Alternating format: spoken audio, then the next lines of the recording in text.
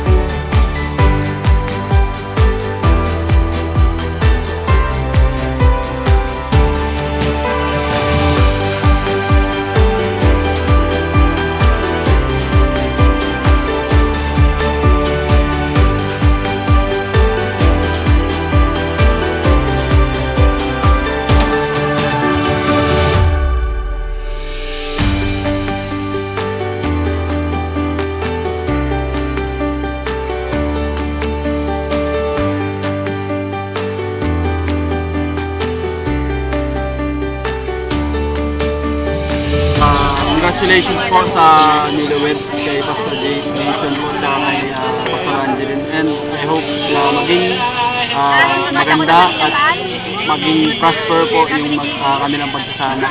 Pastor Jason and Pastor Angeline, wish you all the best at sana si Lord yung maging pundasyon ng pagsasama.